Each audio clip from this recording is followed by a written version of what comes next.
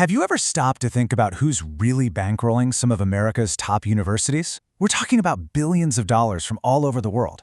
Well, a new presidential directive, Executive Order 14-2082, is about to drag all of that into the spotlight. So let's dig in and break down what this really means for higher ed. Right off the bat, the order gets straight to the point. The main goal? To end the secrecy. Okay, but what secrecy are we actually talking about here? And you gotta ask, why the big push to focus on this right now? So let's back up a second. What even is an executive order?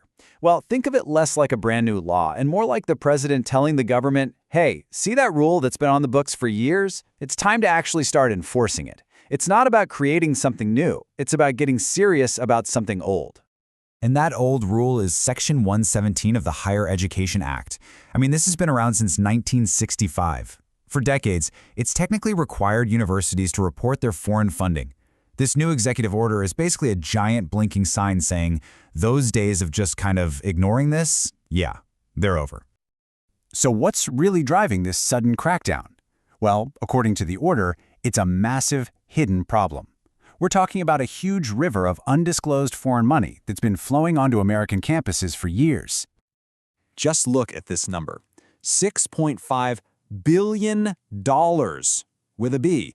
The order says that's how much previously hidden foreign funding just 19 universities coughed up after a recent investigation. 19. And that, they say, is just the tip of the iceberg.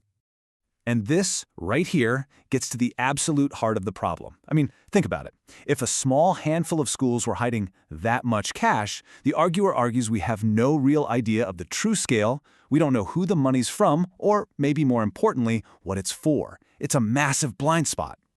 And this isn't some new problem. The order lays out a pretty long history of this. You've got the law passed way back in '65, then a study between 2010 and 2016 finds universities were failing to report over half of the gifts they should have. Then boom, the investigations uncover that $6.5 billion. The argument in the order is that after that brief burst of enforcement, things just went quiet again, which is why we're here today. So, what's the end game here? The policy has three stated goals. Number 1, pull back the curtain and end the secrecy. Simple enough. 2, protect the marketplace of ideas on campus to make sure it's not being skewed by foreign-sponsored propaganda. And 3, to safeguard students and American research from being taken advantage of.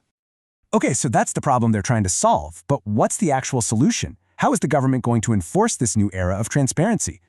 The order basically hands the Secretary of Education a 4-point to-do list. First, get rid of any old policies that make it easy to keep this stuff secret. Second, require schools to give detailed reports, not just how much, but who it's really from and what it's for. Third, and this is a big one, make all that data available to the public, for you, for me, for everybody. And finally, number 4, team up with the Attorney General to run audits and investigations to make sure schools are actually complying. Now, a plan is great, but how do you make sure people follow it? This is where the order really gets its teeth. It creates a really powerful incentive for universities to play ball by tying it all to federal funding.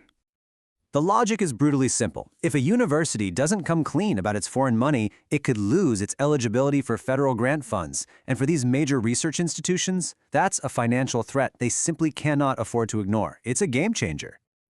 So let's zoom out.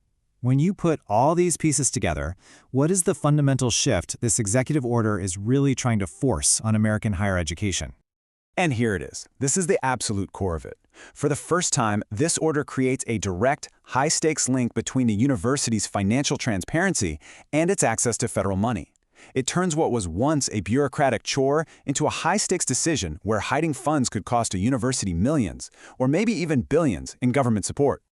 Which, of course, leaves us with one final massive question. If this actually works, if this new era of transparency becomes a reality, and the curtain is finally pulled back, what are we all going to see? What will it truly reveal about the depth of foreign influence at the very heart of American education?